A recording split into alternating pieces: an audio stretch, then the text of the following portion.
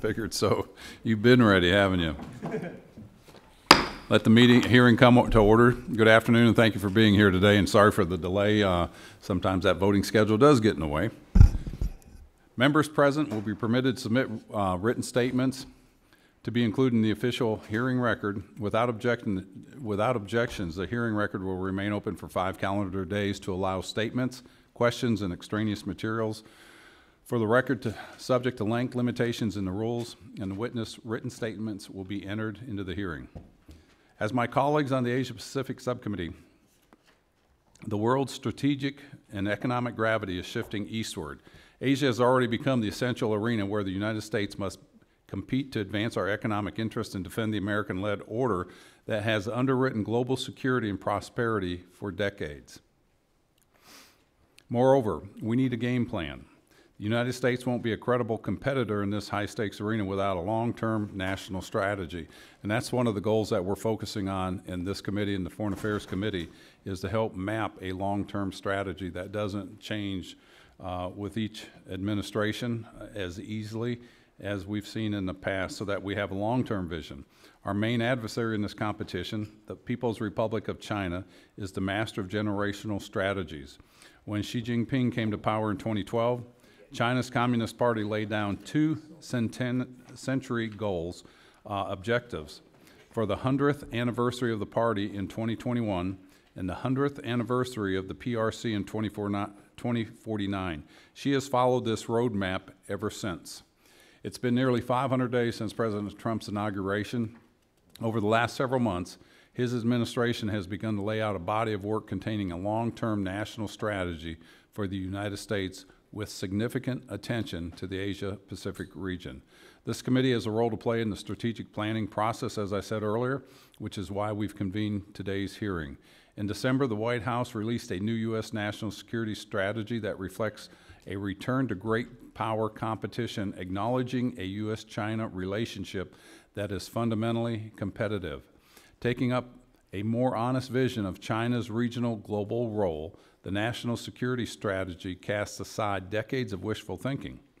It says policies based on the assumption that engagement with rivals and their inclusion in the international institutions and global commerce would turn them into benign actors and trustworthy partners. Turned out to be false. This view is an emerging consensus in and outside of government and across partisan lines. And I also like to add that it's across different nations, because we're seeing this as other countries come in and talk to us, that they're saying the same thing. It'll likely define Asia for years to come. The administration has begun to lay out a free and open Indo-Pacific strategy specific to Asia, which emphasizes the strategic interconnection of the Western Pacific and the Indian Ocean. The strategy promotes nations' freedom from coercion and the ability to defend their sovereignty, and freedom internally in terms of good governance, human rights, and fundamental liberties. It also promotes openness, freedom of the sea, peaceful dispute resolution, and open trade and investments. These strategies go a long way toward defining a structure for U.S. engagement, a framework that our diplomats and armed forces will operate within to advance not just U.S. national interests, but those of our regional partners and the alliances that we have. A lot of people, they think we've pivoted away from the Asia-Pacific. Nothing could be further from the truth. But this work is far from over. There's been a scant details on how the executive branch will operationalize its strategy for Asia. It's still unclear what role emerging mechanisms like the Quad will play in our Indo-Pacific strategy. Questions remain about how the U.S. strategy will integrate with those of our close partners like India, which is a major pillar of the Indo-Pacific vision and the administration has laid down. Some experts are concerned with that such a strategy would marginalize ASEAN, which has always been a core component of U.S. engagement in Asia, and it will continue into the future. Today, with the help of our expert panel, we'll work towards some of these answers. We'll discuss these strategies and their implication from an oversight perspective and to inform our upcoming East and South Asia budget hearing with administration officials. I thank the witnesses for being here today and again apologize for the delay. And I now turn to our ranking member, Mr. Brad Sherman, from California. This is a broad hearing, many things to discuss. I'll mention a few. As to democracy and human rights, we see strong democracies in Japan, Taiwan, Mongolia, South Korea, and India. Yet Southeast Asia is lagging. In general, an average score from Freedom House of 4.8, halfway between the 1 and the 7, the 1 being the best. Burma's transition to democracy has now morphed into this terrible ethnic cleansing of the Rohingya, with 600,000 refugees fleeing into Bangladesh. And China, hardly a democracy, oppresses its Uyghur and Tibetan minorities. But more to the point, but even perhaps more significant, its government has no theoretical basis for its own legitimacy. Democracy sounds like, it can be accepted as legitimate. Theocracy or monarchy, where there's a culture that accepts that, might explain why are these guys running things. Communism was a theology, perhaps, or a theocracy, but she is not the vanguard of the proletariat. So the only answer they have to the question as to why they're running things is because they have provided a high level of economic growth, and at some point they won't.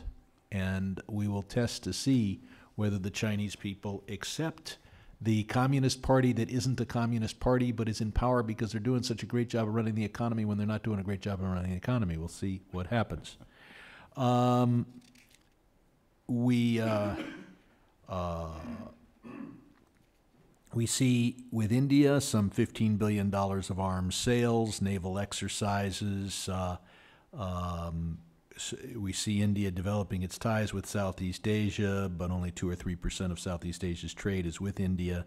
And it would be good if India would be pressing Southeast Asia to move in the direction of democracy, reviving the quadrilateral group involving the U.S., Japan, Australia, and India.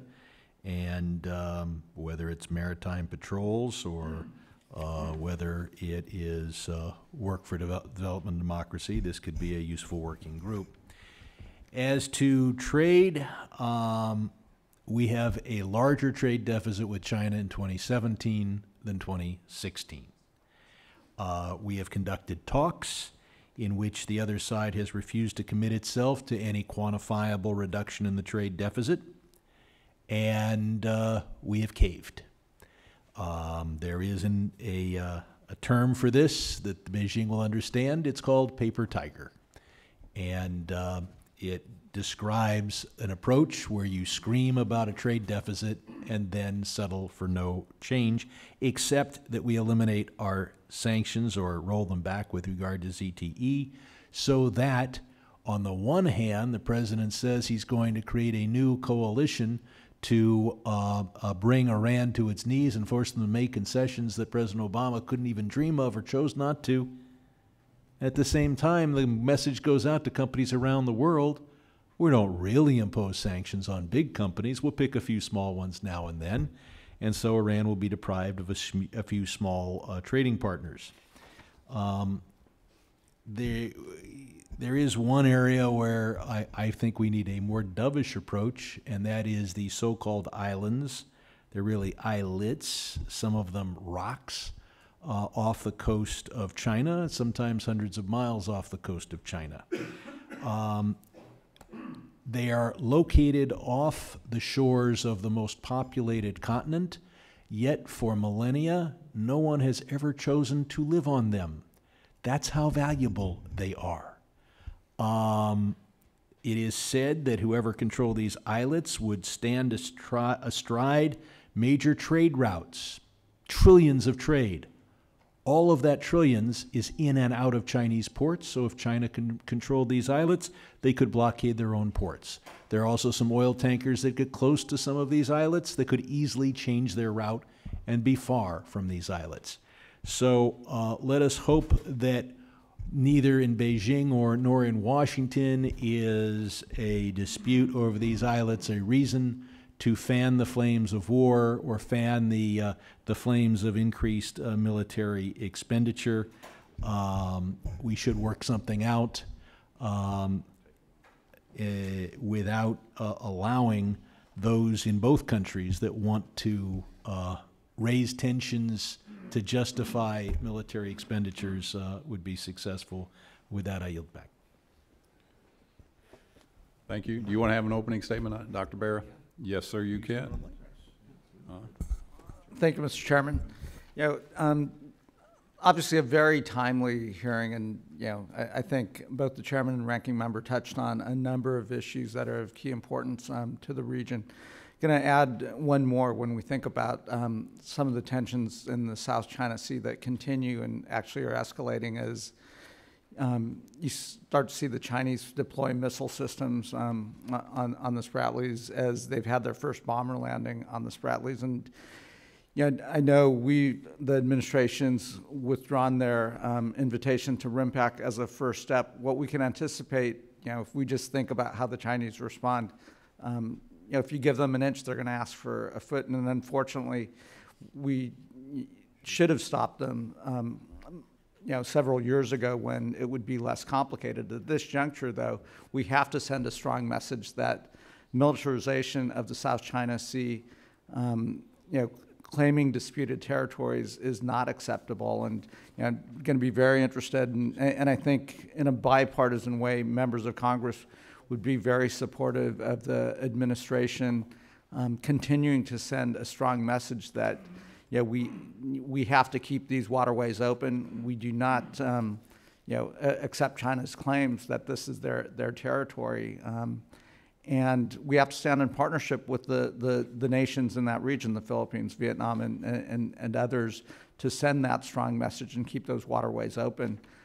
In addition, just sticking to kind of the maritime conversation, we're seeing that increased cooperation and partnership between the United States and India, and trilaterally or quadrilaterally with Japan, the United States, India, and Australia. And again, I think I speak for members of this committee, subcommittee, as well as the full committee, that we do think that from a strategic direction is an incredibly important partnership, both bilaterally but also trilaterally and quadrilaterally, and certainly support continued movement and partnership in that direction. So very interested in hearing the witnesses' take on some of this. So thank you, Mr. Chairman. I'll yield back.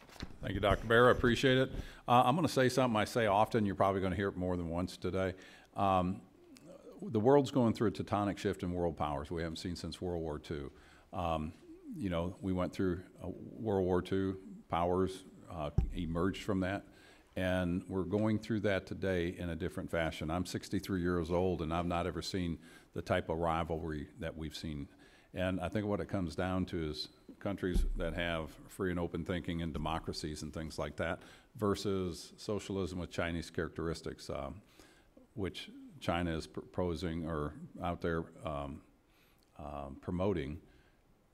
They can call it whatever they want. It's still communism. And we're seeing these two forces come together. You've got democracies, and you've got that form that Xi Jinping and the Communist Party is promoting. And so as you guys do your statements and the questions, that's where my focus is on how do we balance that to avoid conflict in the future, that we focus on economics, trade, cultural exchanges, and the advancement of all of us, and not go into these conflicts that we've seen too much of. And so with that, let me introduce our speakers. Dr. Amy Seawright, the Senior Advisor and Director of Southeast Asia Program at the Center for Strategic and International Studies. Dr. Pandey, did I say that right? Pandey, Director of the Initiative on the Future of India and South Asia at the Hudson Institute, and Dr. Michael Swain, Senior Fellow in the Asia Program at the Carnegie Endowment for International Peace. I assume you all have testified before committee before.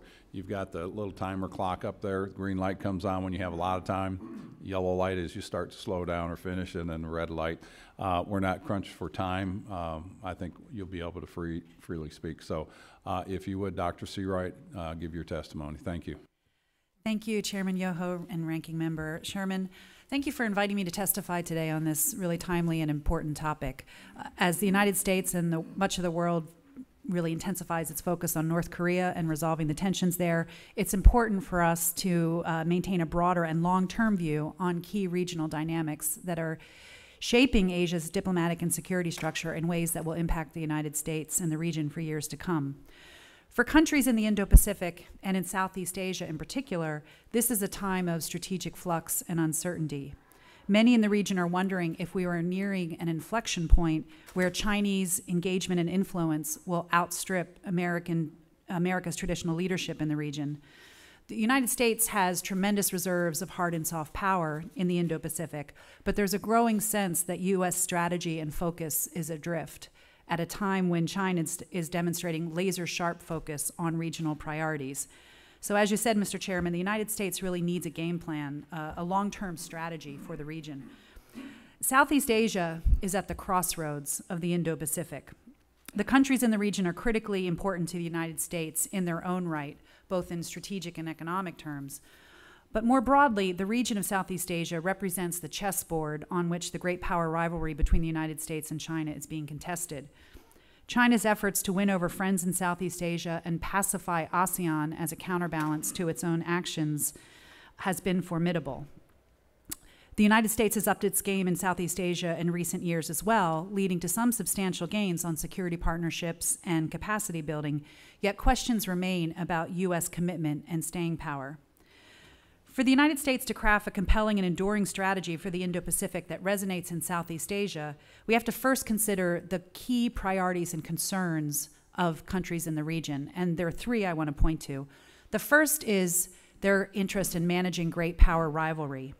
As the strategic environment of Southeast Asia and the broader Indo-Pacific grows increasingly contested, countries are seeking ways to both engage and hedge against closer ties with China, while not being forced to choose between China and the United States. The second priority that we have to keep in mind is that in Southeast Asia, economics remains paramount. For the governing elites of Southeast Asia, economics is the foundation of security.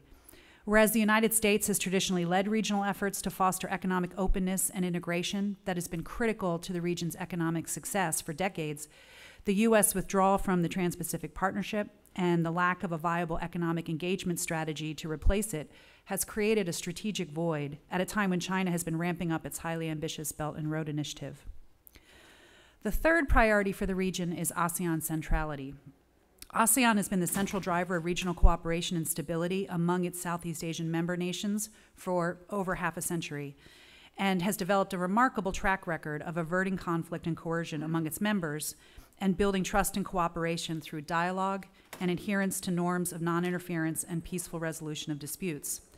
Southeast Asian countries put great stock into ASEAN and ASEAN centrality, since they know that ASEAN-led mechanisms are the best way for the collective interests of these countries to be taken into account. And here I also want to make the case for why ASEAN centrality matters for the United States.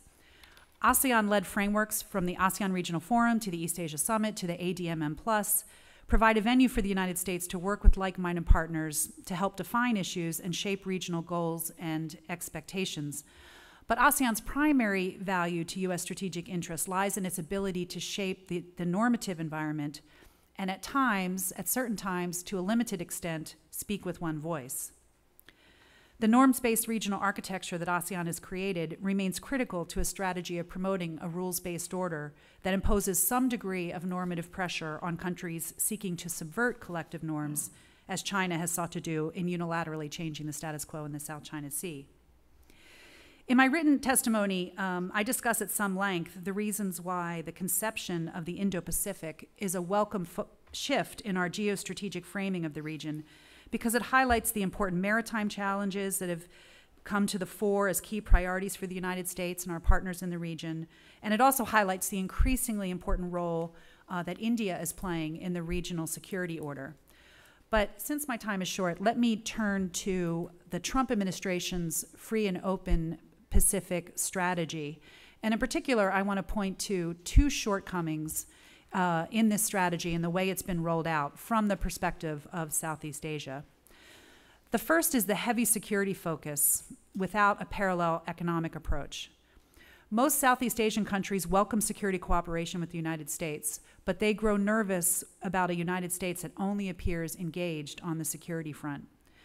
The U.S. withdrawal from TPP sent shockwaves across the region, and offering to replace TPP with a set of bilateral trade agreements premised on the notion that the primary goal is to erase bilateral trade deficits with the United States holds little appeals for countries in Southeast Asia. The second problem has been the conflation of the free and open Indo-Pacific with the Quad.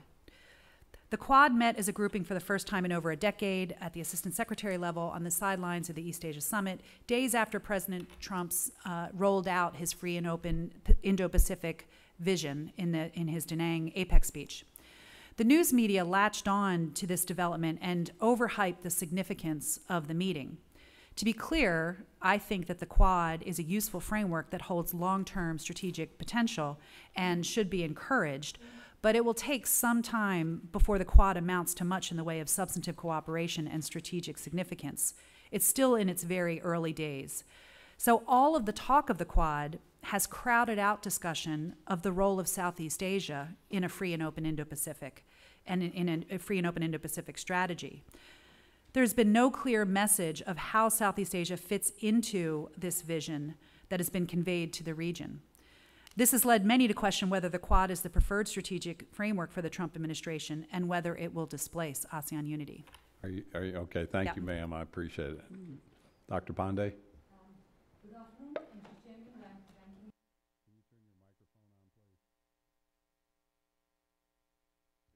please? Oh, okay, sorry.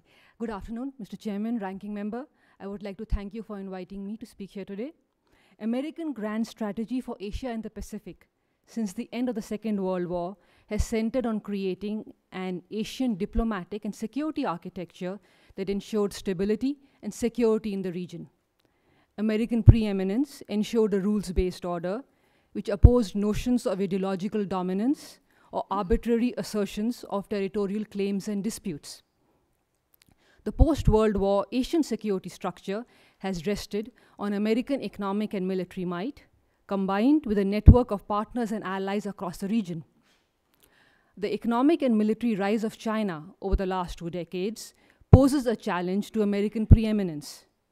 China is gradually creating a new Asian order with Chinese primacy at its heart. US strategy needs to be one of renewed engagement with its partners and allies across the region, India, Japan, Southeast Asia, to construct a configuration that will be able to counter the Chinese march. Currently, China's economic and military rise faces no structured challenge. Japan's military role is inhibited by its constitution, while many in Australia and the United States have for years assumed China to be a benign power and have invested in an economic relationship favoring their potential challenger. Among Asian countries, India has consistently viewed China's expanding influence with suspicion. This is partly a function of historical experience. India had engaged Communist China as an Asian brother from 1949 to 1962, only to become victim of its military aggression over a border dispute. Since 1962, India has noted China's efforts to build close ties with countries on India's periphery, thereby trying to possibly encircle India, as well as China's efforts to lay the groundwork for military and naval bases throughout the Indian Ocean. With a population of more than 1 billion, India is also the country with sufficient manpower to match that of China. Thus, India would have to be central to any security architecture designed to contain China or aimed at ensuring that China does not transform its considerable economic clout into threatening military muscle in the Asia-Pacific. India's growing economic and security relationships and interest in the Indo-Pacific region are aligned with its deepening partnership with the United States. However, India is different from traditional American allies, whether in Europe, Latin America, or Asia, for whom the United States was the key security provider.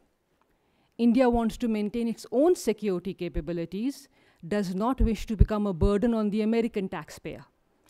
It seeks a relationship that helps build India's resources and capabilities so that India can play a bigger role in the Indo-Pacific. US policy towards the Indo-Pacific would therefore benefit by bearing the following in mind.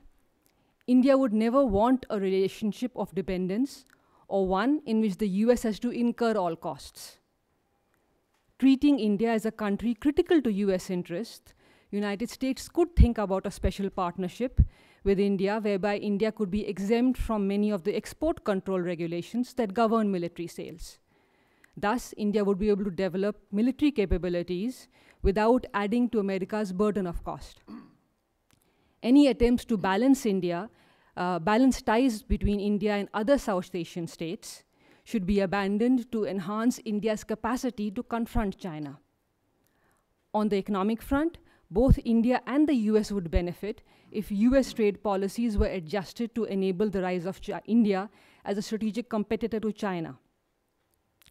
Any short-term loss in dollars and cents would be offset by the immense benefit to the US of having a major 1 billion strong nation standing by its side to ensure that China and its closed system do not emerge dominant in the Asia-Pacific for years to come. Thank you. Thank you, Dr. Pandey. Dr. Michael Swain, thank you. Thank you very much, Chairman Yoho, Ranking Member Sherman. It's a pleasure to be in front of your committee again. I'm a security expert, so I will talk about security-related issues and the question of avoiding conflict in Asia. Right now, we're in a period of enormous transition in the Asia-Pacific, as you know, away from a 70-year-long period of American strategic clarity, economic strength, and military predominance to a much more unclear and potentially tumultuous period, driven above all else by the changing power relationship between the United States and its major allies, particularly Japan, and a continually rising China. Although the United States remains the top maritime power and economic investor alongside Japan across the region, as in many ways expanding its absolute capabilities over time, it nonetheless is declining in relative terms compared with China. Beijing is now the major trader across the region, rapidly increasing its level of investments and deploying a formidable set of naval, air, and missile capabilities that clearly call into question the capacity of the United States and its allies to exercise freedom of action and prevail in a crisis or conflict along China's maritime periphery. In confronting this changing environment, Beijing and Washington currently hold fundamentally different notions about the best means of preserving stability and prosperity over the long term. The United States favors the continuation of American maritime military predominance and overall leadership. This includes the clear capacity to prevail in any potential serious conflict with China, extending up to at least China's 12 nautical mile territorial waters. This viewpoint is expressed or implied in current and past national security and national defense strategy documents. In contrast, Beijing favors at the very least something approaching a multipolar power structure or at most a Sinocentric structure. Either way, China is pursuing a more secure and preferential environment along its maritime periphery. This, by implication or design, means that American military predominance is clearly under threat. In fact, looking forward, it's my view that it's far from clear that U.S. and allied military predominance within the first and second island chains, that is to say out to approximately 1,500 nautical miles from the Chinese mainland, can be sustained on a consistent basis over the long term, just as it is virtually impossible for China to establish its own predominance in that region due to U.S. and allied strengths. Changing relative economic capabilities, military capital stocks, and advances in military technologies all call such developments into question. And studies have been done both at Carnegie and by the Rand Corporation that reinforce this notion. In the absence of stabilizing measures, the near inevitable emergence of a clear level of Sino-US allied parity in the Western Pacific will almost certainly increase the likelihood of crises and possibly even conflict over the handling of volatile issues such as Taiwan and maritime disputes in the East and South China Seas. What's the primary danger here? The danger is that a rising China will overestimate its growing leverage and opt for various forms of pressure or coercion that greatly alarm others, and that the United States will overreact to such behavior in an effort to compensate for what is in fact its declining relative capabilities. thus threatening to make each disputed policy area into an unstable test of relative influence. We are already seeing this dynamic at work in the South China Sea and elsewhere. Given these considerations, it is my view that the best optimal outcome for both nations is the development of a stable and cooperative balance of power in the Western Pacific, in which the most vital interests of both the U.S. and its allies and the Chinese are protected, and neither side enjoys the clear capacity to dominate the other militarily within at least the first island chain. In addition, the U.S., its allies, and China must also work to build a more integrated and dynamic regional economic network of benefit to all, as a bulwark to a stable military balance. For the U.S., the security balance should center on retaining a robust yet defense-oriented U.S.-Japan alliance, supplemented by an expanding set of mutually verifiable understandings with Beijing and other Asian powers. Such understandings would be aimed at stabilizing the military balance with China at a level that both sides can live with. This level could be conceived as one in which each side possesses capabilities sufficient to deter the other from using force to resolve serious differences, but with each lacking the clear superiority that could, in the eyes of the other, foster aggressive intentions. Such a balance is most compatible with what is called a mutual denial strategy. Such understandings must also aim at diffusing and demilitarizing the most contentious issues in the region, from the Korean Peninsula to Taiwan and maritime disputes. This can be attained most optimally in the context of a defense-based regional military balance. The goal of a more integrated and dynamic economic region would require the U.S., China, and other Asian economies to strengthen their domestic economic growth and deepen their commitment to free trade. Most importantly, successful long-term integration will depend on getting Beijing and Washington to join a common trade architecture. That's why we needed TPP so much. The Chinese eventually would probably have been compelled to join TPP over time. The creation of a stable balance of power in the Western Pacific will require American initiative and strength, not passivity, and certainly not one-sided concessions. Conditionality, reciprocity, and a willingness and ability to suspend or reverse actions taken or contemplated if China fails to cooperate are central to this process. It will also require the development of domestic consensus, allied and friendly support, sustained U.S.-China dialogue, and interlinked changes in several existing regional security policies. Maintaining prosperity and stability in Asia and within the U.S.-China relationship more broadly will require new ways of thinking, new approaches, and some risk-taking. But in my view, the alternatives are far less attractive. Thank you. Thank you. I appreciate that, and very compelling. And again, I just can't overemphasize the significance of the Southeast Asia. We met with Admiral Harry Harris, back a couple months ago, and he was saying that within 50 years, there'll be more people living in that region in the world than outside of that region. And people want to know, why is it important that we focus on that? I think that's a pretty good indicator of why. And these are things that we're very cognizant of.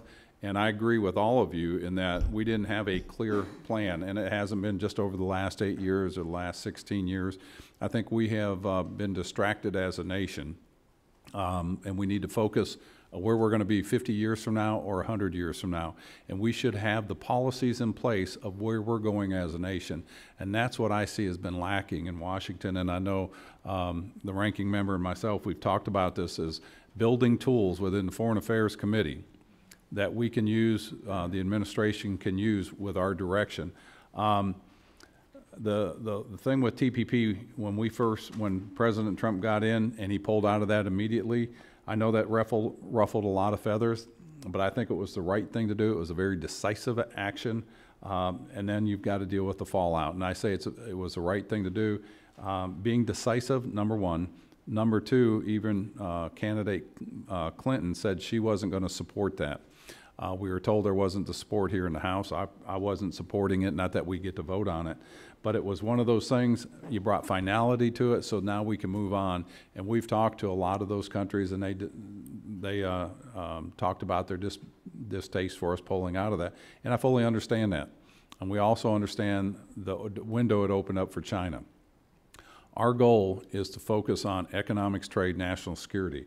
And when we talk about ASEAN, and we all know what ASEAN is, the 10 nations that account for 653 million people, $2.5 trillion worth of trade. And we know their neutrality rules of not interfering with other nations.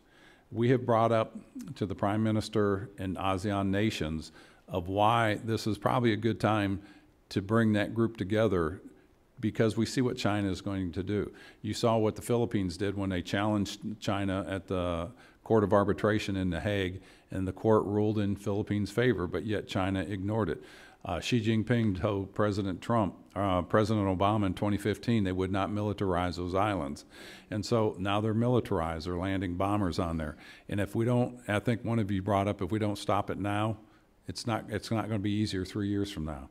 We have got to come to a consensus and have that block of countries, not just ASEAN. We saw Canada weigh in and says China can't continue to claim territory that the rest of the world disputes. And if we don't stand up now, it's going to be harder, and it's going to destabilize that area. And I think where it's all clear where Xi Jinping is going in the 19th Party, Communist Party Congress, he said it was time for the era of China has come.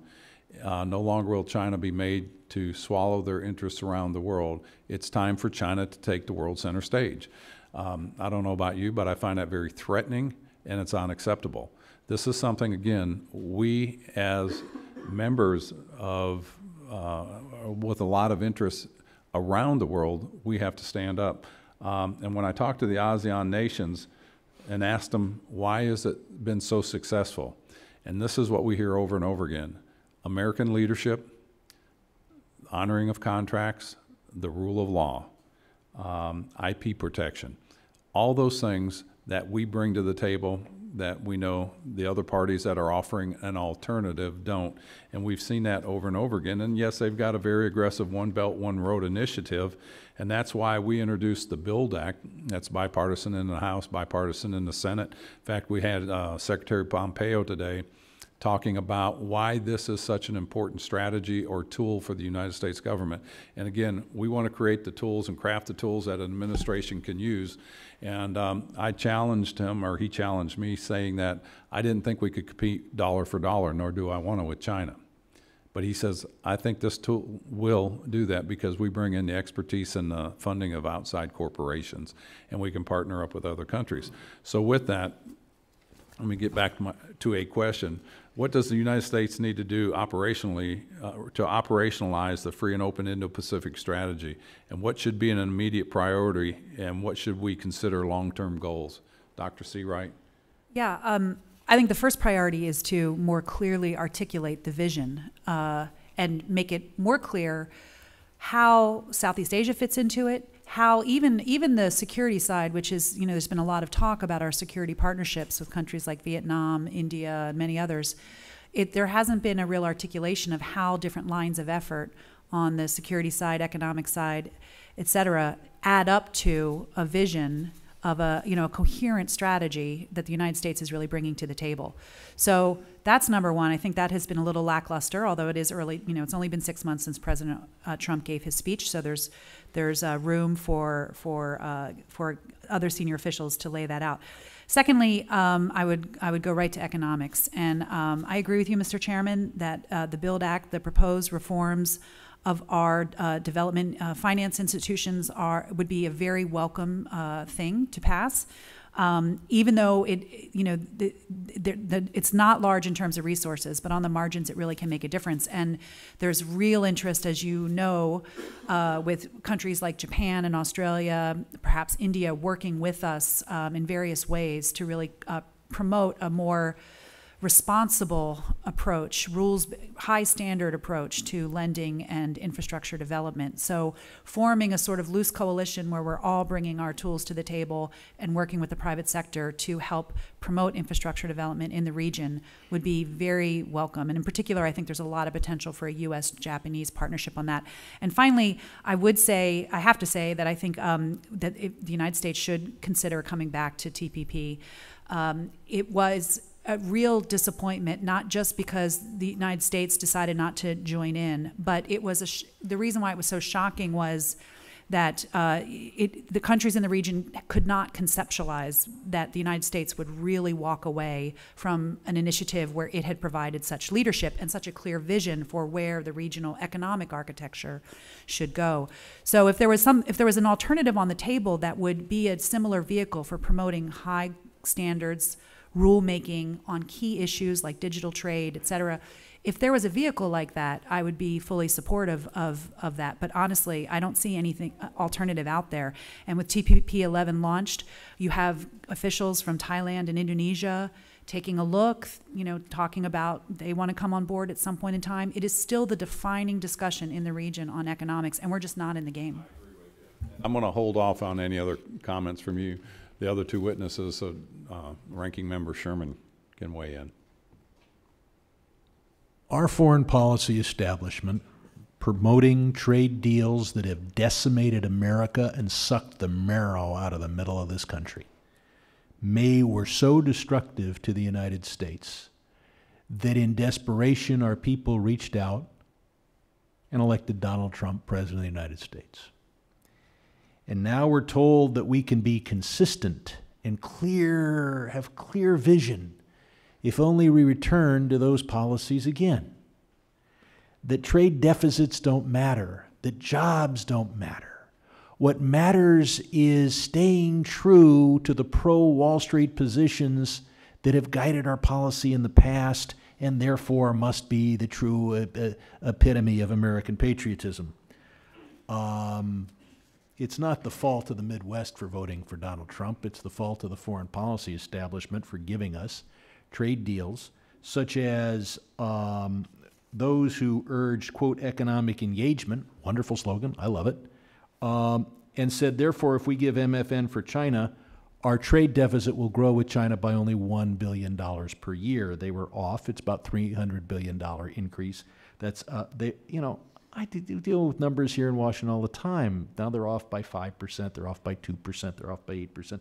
This one estimate was off by 30,000%. Because the people making the estimate had no care as to whether they were accurate. To turn to the people, I know it's been put forward that the idea of a new trade relationship with Southeast Asia does no appeal for Southeast Asia. I agree. If they can keep the status quo, they love that. The only way a new trade relationship with any of the areas of Asia will be appealing is if the alternative is a complete lack of access to the U.S. market. Then a fair trade relationship might start looking good. But as long as Asia hears from us that substantial power in Washington wants to continue the huge trade deficits, why should they agree to anything else except maybe something that increases the trade deficit even more? But aside from trade, I got a question from Dr. Pandy, completely different angle. Made a statement on Sri Lanka's Remembrance Day to remember the tens of thousands of lives lost in Sri Lanka's civil war. Should we halt ties, security ties with Sri Lanka until it makes progress on human rights issues, especially accounting for the disappeared missing persons and providing some degree of political autonomy to the Tamil minority? Mr. Ranking Member, while human rights are important and I understand your perspective, India did try this policy of a decade ago, and India did try and use pressure on Sri Lanka and disengage slightly with Sri Lanka. The problem, China walked in. And Hambantota, the port is built by China. Sri Lanka, almost 90% of Sri Lanka's debt is owed by China. So we have to have a policy which is balanced. Excuse me. Usually countries feel they have to pay their debt or they'll be blacklisted by the Western capital markets. If it's up to 90%, why don't we just issue a rule for the SEC that says a default on all the debt of Sri Lanka to China isn't a black mark against them in selling their debt to the West, and then China would learn not to own 90% of a country's debt. Go on. So I believe it has to be balanced where you remain engaged with the country, and China does not walk in. Otherwise China is there in Sri Lanka, China is there in Maldives, China owes a large part of the debt in Bangladesh, in Nepal. So a number of not to mention their naval facilities in Pakistan. I want to go on to Dr. Swain. You've talked about an alliance that we have with Japan. NATO is a mutual defense alliance. We urge countries there to spend 2% of their GDP on their national defense. That's ridiculously low. Since we present 6%, then we lie to our people and say it's only 5% by telling them not to notice that veterans' costs are a cost of maintaining a defense capacity. But anyway, we settle for 2%. But it's a mutual defense. Every country has to defend the others. With Japan, we don't have a mutual defense. Japan has not been attacked in the last 50 years militarily. The United States was attacked on 9/11. The major NATO powers sent troops on the ground in Afghanistan. Japan sent none. How do we explain what kind of relationship we have with Japan? We can't call them our dependency. At the same time, it's not a mutual defense treaty. It's as if we're unpaid mercenaries. I don't know what the term would be. How do we turn our defense relationship with Japan into something that is mutual, instead of them claiming that because Douglas MacArthur thought that they should have a clause in their constitution? They're responsible for their own constitution. It's not like there's a provision in it that said, no, that they're a dependency of the United States. They can't change their constitution without the permission of the descendants of Douglas MacArthur. How do we get a mutual defense agreement with Japan instead of a one-sided, we have to defend them, they don't do anything for us, except help defend themselves? Well, Representative Sherman, I'm not somebody who believes that the U.S.-Japan alliance is an unfair alliance. I think the Japanese... We were attacked on 9/11. How many Japanese soldiers were put in harm's way to defend the United States after that attack? I think you have to ask, you really have to measure this in terms of to what degree was Japan prepared to provide assistance both in supporting U.S. forces in the Asia-Pacific, which they were. Their support for U.S. forces in the Asia-Pacific is a very vital one. It's absolutely essential. They help us defend their region, but we were attacked by forces from Afghanistan. We died. Europe sent forces to Afghanistan. Japan sent none. So you've got NATO, no combat forces. No combat forces, yes. Right. People on the ground risking their lives. Britain did that, France did that, Germany did that, and they're inadequate. So if inadequate describes the European contribution to mutual defense, what term do I use for Japan that sent zero? Well, I think that the term for Japan is that they are committed to providing for defense of their interests in the Western Pacific, the interests of the United States. I've gone way over time, but I think you've capitalized it. They're dedicated to protecting their interests. Well, it's not just their interests, though, remember. Well, we have an interest in them. They have an interest in us. They defend their interests. They don't defend our interests, except our interests and their interests being defended. Obviously, the world is better because Japan is in it, and Japan is willing to contribute to the world, the continued existence of Japan. But when we were attacked, not a single Japanese soldier was put in harm's way, and yet I'm told every day that Americans have to be ready to die by the tens of thousands, if necessary, to defend our allies in Northeast Asia, and that every day our soldiers and sailors have to wake up and say, I might die today for that defense. It is not a exactly parallel relationship. I yield back.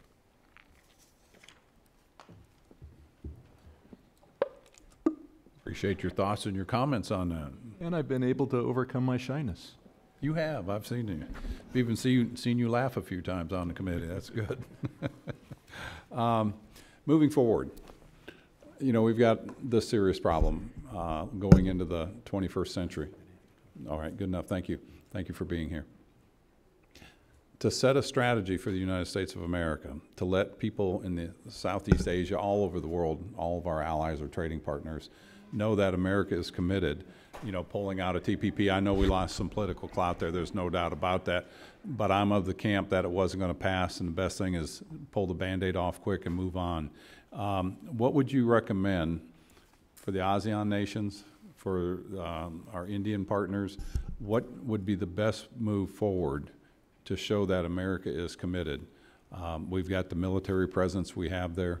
So since you've already spoke, Dr. Seawright, Dr. Pandey, if you would go.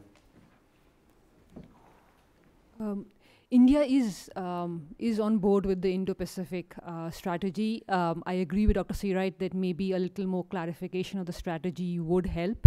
However, from India's point of view, the Indian Ocean region is its sphere of influence. It is its backyard, and so India will remain engaged. It started to engage more with ASEAN countries, India and Singapore, India, Vietnam, India and Indonesia recently. India will lease a port of Indonesia, Sabang, which is near the Malacca Straits.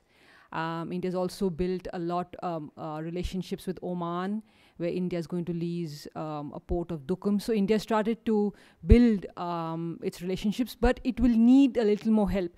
You had mentioned earlier about where US is investing in the BUILD Act. There's also something like the MCC, the Millennium Challenge, and India, US, and Japan are cooperating in Nepal. There's an India, US, Japan infrastructure project for South and Southeast Asia, where the three countries will collaborate on building ports, providing energy and industrial parks. And so while it's not going to be dollar for dollar competition with OBOR, it is going to be qualitatively much better, and is going to provide another alternative to countries like Bangladesh, Sri Lanka, right, Nepal, and countries in the broader Indo-Pacific. And finally, messaging. Just as the disinviting China from RIMPAC sent a message, and Quad sends a message, I believe signaling and messaging at periodic intervals does play a big role as well. Thank you. Thank you. Dr. Swain, what are your thoughts? I know you're not bashful either. Well, I have a somewhat different view on all this from what people have been saying. I think, on the one hand, it's very essential for the United States to have a strategic plan, as you say. It's absolutely essential.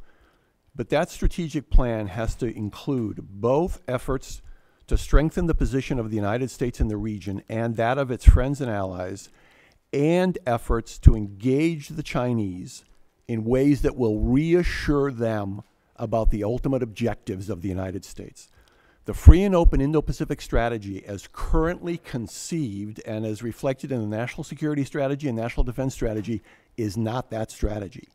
It is a very clear, in my view, zero-sum, highly adversarial document, unprecedented for the United States to have ever issued with regard to Asia and with regard to China. And I think it will eventually, unless there is some engagement effort to it that has to do with cooperation and reassurance in both directions, it will end up polarizing the region. It will end up forcing countries in the region to make decisions about whether they lean more to the United States or they lean more to the Chinese. And in many respects, the Chinese position in Asia, as I said in my remarks, is increasingly that of, they're growing in their relative level of influence. So people will not easily leap to supporting the United States for this strategy. So it's going to have to be adjusted in ways that are not so focused on two diametrically opposed worldviews, the revisionist world order of China and the free and democratic world order of the United States and its allies, because that's a recipe for the Cold War. Right. No, I agree with you. We'll end up in a Cold War. Yeah. We've been through that, and I don't want to go through that again. I remember those years. and I think you brought up a very good point, very salient, of how do you incorporate China in this? You know, what I see is China as being the aggressor. You know, we've seen what they've done, just their actions, what they're doing in India now with the mining, and they're going to divert all the water in those tunnels, 1,000-kilometer tunnel, I think it is. And they're just marching on, marching on. We see them in the Western Hemisphere with the $10.3 billion they lent to Haiti, knowing that if they won't be able to pay that back, they'll have another strategic port in our hemisphere right off our coast. And these are things that I think are disconcerting all over. And then you see them going after the democracies, giving people alternatives, the pressure they put on Hong Kong, and then what they're doing with Taiwan. If we don't come to terms with them, and you know, what I saw, the initiative coming out of the White House is a strong stand, like stop. And I agree with you that we have to get to a point where what is acceptable? There's plenty of room on the world stage, but it can't be one over the other one, and it has to be mutually beneficial. Do you guys have any thoughts how the best way to proceed with that if you were to negotiate with China and India and the regional partners in that? I think I made our stance pretty clear where we stand with ASEAN. You know, we are here, we've done our phone ops, we've increased that through this committee, the recommendations for that, the foreign military sales. Like with Vietnam, we're trying to expedite some of those things. But I don't want it to be confrontational, and I agree. You know, we've seen enough war and death and destruction, and it doesn't advance us very much. So, and the end result of all those is we always wind up trading. So let's just focus on the trade and what we can do diplomatically. What are your thoughts of the best way to engage China on this? Well, I've written an entire report on this subject called Creating a Stable Asia. Trading with what? Creating a Stable Okay. Asia. It is a Carnegie report. It came out about 2 years ago, and it systematically lays out some of the arguments that I presented in very abbreviated form here. I think the first step here has to be a recognition and a discussion within the United States about where we want to be in 20 or 30 years in Asia. We haven't had that discussion. We haven't. But that discussion cannot rest on a common assumption that all will be right as long as the United States retains its dominance. In my view, that is a futile and likely self-destructive argument. It has limits to it. There are people who believe that that's exactly what needs to be done, and so they call for a vast increase in U.S. defense spending, for example, all kinds of economic initiatives, and they don't explain how exactly we're supposed to acquire these resources to do all these things. $50 billion over 10 years, which is what the Trump administration has said they want to increase spending, is relatively speaking a drop in the bucket in Asia. So, and the United States is not going to have the resources to leap ahead. So what it has to do, it has to get smarter about this. It has to think if it's going to establish a balance of power in Asia that is a genuine balance, it has to start talking about where you can reach certain accommodations that are mutual on the most hot button issues. First and foremost is Taiwan. Taiwan is still a very tumultuous and very volatile issue for the United States and China. The Chinese right now are very concerned about where things are going, as is the United States. I believe there needs to be some kind of understanding there. Now, we are prohibited from talking to the Chinese about anything that relates to restraint on either side because of the 6 assurances. We have a document I'm sure familiar with. Sure. I believe that elements of that document are fast becoming obsolete. If we don't establish some kind of understanding with the Chinese about limits on systems and limits on policies and assurances about non-use of force, the Chinese are ultimately, as they grow in their increase in power in that local regional area, and they see domestic developments in Taiwan moving further away from them, they're going to be more inclined to use coercion in this situation. And we have to have a set of policies in place that can deal with that eventuality if it occurs. And that's not one of declaring Taiwan as a strategic bastion for the United States, which is what some people are now arguing. That is a recipe for war with the Chinese. No, that's a well-made point. Dr. Seawright? Yeah, I would just add, you know, I've mentioned already that the region wants to manage great power relations. They want the United States and China to figure out a modus vivendi, to more or less get along. They don't want to be drawn into a big trade war, for example, between the United States and China. But at the same time, they don't want to see, you know, what's sometimes referred to as a G2. So they don't want to see too much accommodation between the United States and China that will circumvent their priorities. So that's why ASEAN centrality is so important. They don't want to see the United States and China go off into a corner and decide how they're going to manage all kinds of regional issues and who gets what, and not have their interests, you know, be fully represented. So I think, you know, the United States has basically been doing this, but you've got to walk that line in the middle. You've got to stand up. You know, the United States is welcome in the region. It's known what the United States stands for, and standing up for those principles is really important. So showing up is really important, and standing up for the principles that we've all been talking about, everything from freedom and navigation and open economics to democracy, rule of law, human rights, good governance. And there's still a lot of, even though we've seen a lot of democratic backsliding in the region, and that's very concerning, Yep. there's some bright signs too. You know, Malaysia's election was a stunning result. And it shows that the people of Malaysia, you know, at a certain point, they pushed back and demanded accountability from their government, demanded anti-corruption and better governance, and made history. And I think that affirms kind of the values that we have long stood for in the region, and that's a real opening for us to embrace. Thank you. Dr. Pandey? I'll echo Dr. Seawright in some ways. One, consistency of American policy. The allies need to know where the US stands on different issues, on China, what it plans to do, sort of whether economic or military, so that they can also plan their strategies. Two, India as, sort of fears a G2 or a movement towards a G2. Because India would not like China to be one of the countries, or China to be the country which is responsible for South Asia or Southeast Right. Asia. And finally, allow the regional partners like Japan, India, Southeast Asia to play a role in the region, to do what they can do, whether it's infrastructure, trade, building relationships, but let them build their own relationships, which in the end will benefit US interests long term. No, I think you all touched on the same thing. You know, we can't do it alone. We're at a point where we can't. You know, we're an aging country. We've got a lot of debt.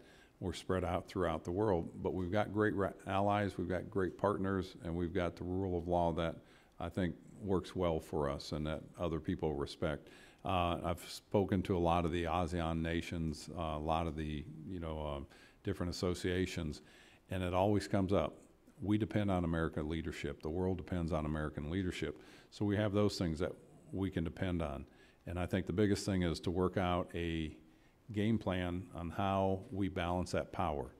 You know, I think I'm hoping that period of time where one nation conquering another nation is a bygone in history. But sometimes you wonder with what's going with the rising China.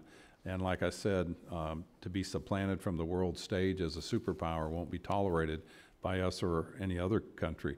Let me just go back, because you guys brought up Taiwan, and this is something I think is a very urgent hotbed. I think North Korea is very urgent, very serious, but I think what's going on in the Asia-Pacific theater is much more than that and long term. The Tsai administration has established the new southbound policy. The free part of the free and open Indo-Pacific is about keeping nations free from coercion. This is very relevant for Taiwan, which is facing increased coercion from the PRC. How should Taiwan be prioritized in this Indo-Pacific strategy, in your thoughts? And this will be the last question, and we'll all get out of here. Dr. Seawright, you want to go first? I think Taiwan is important. I think it's a question of standing up for our principles and standing up for, you know, being consistent in our policy. The southbound policy by the Thai government is one that the United States should find ways to support. It's a very sort of economic and diplomatic focused policy, and there are a lot of ways I think that the United States can help through ambassadors in the region and think tank linkages and everything else to help put the Taiwanese and Southeast Asians together, because there's a business relationship there. There's a lot of Taiwanese investment in the region, but there's somewhat of a lack of familiarity about what Taiwan's diplomacy is all about, what Taiwan stands for. So I think we can play a supportive role there. But I will let Dr. Swain address the how to deal with China on Taiwan issue. That's Okay. more his lane. We're just going to go right down the lane here, and then we'll go to you, Dr. Pandey. India's relationship with Taiwan is primarily economic and trade. However, India's Act East policy in the last few years has increased economic relationship with Southeast Asia and with Japan, South Korea, and Taiwan. So the Act East, the southbound, Indo-Pacific, I believe, sort of are in some ways coming together, and that will benefit the region. But purely Taiwan question, I will leave to. Thank you, Dr. Swain. Pressure's on. I believe the fundamental elements of U.S.-Taiwan policy should be held in place. I don't think there's any alternative to the United States acknowledging that there is the statement basically in the original communique with the Chinese, and then the statements that accompany that in the Taiwan Relations Act. And that's a balancing act for the United States. Right. You know that. I think we have to continue with that balancing act for the time being. I think the Taiwan Travel Act jeopardizes that. It has the potential for shifting the understanding that we've had with Beijing now for 40 years about what is the essential basis for stability in the Taiwan Strait. The Chinese have maintained a commitment to seeking a peaceful resolution of the issue as a priority. It's in their formal statements. In return for that, the United States pledged that it did not challenge the Chinese view that there's one China. That's the basis of the understanding between the United States and China about Taiwan.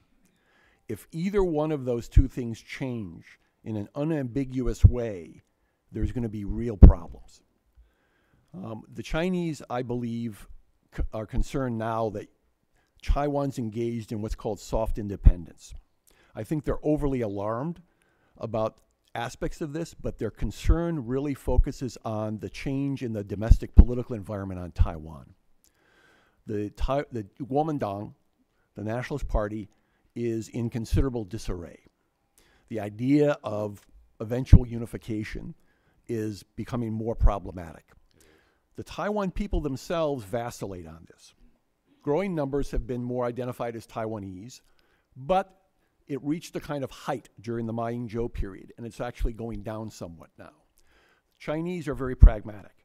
The Chinese on Taiwan, they don't want to make declarations and support moves that would be really dangerous for themselves.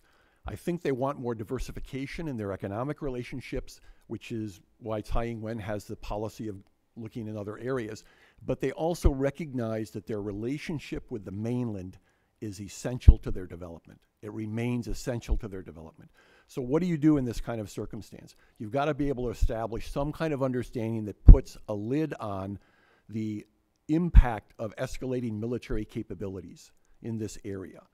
And that means you've got to have to talk about what is a basis for restraint in the deployment of forces or the development of forces that are specifically relevant to Taiwan. It's a challenging issue because a lot of these forces are dual use and they're not just focused on Taiwan.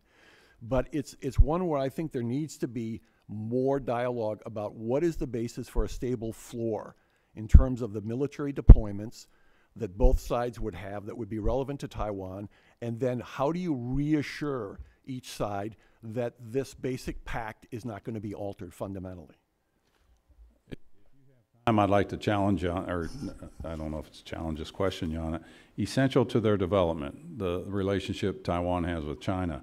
I see it more as essential to their survival, to maintain that relationship. But you were talking about I would agree with that. The U.S. and China have an agreement from 40 years ago. You know, hands off here, we know where we stand.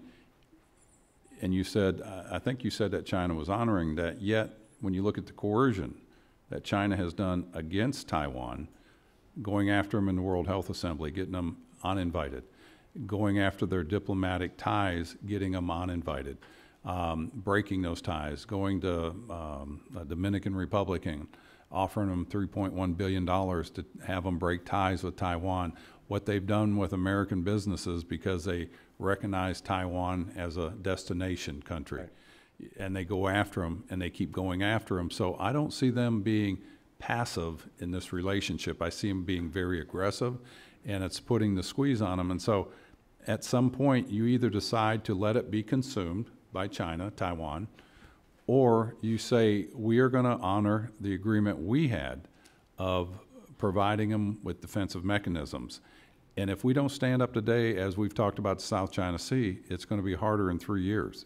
And I think this is where I think we need to implore all the nations in the South China Sea that enough is enough. You know, I would ultimately like to see them demilitarize those islands. Is that possible? I don't know. But I know it'll be easier today than 5 years from now. And I think we just need to, who do we want to align with? And the world's going to have to decide. You either align with people that are going to follow the rule of law and honor contracts, or people that are going to tell you, I'm not militarizing the South China Sea, yet they turn around and do it, and they have told those lies over and over and over and over again. So I think the world will have to decide that. I'm going to side with the guys, the good guys. I thank you for your time to be here. I thank you for your statements and your patience while we had to go vote. And, you know, normally members are here, but when we start late, they kind of scatter like, well, when you turn the light on with some creatures. Anyways, thank you, and this hearing's adjourned.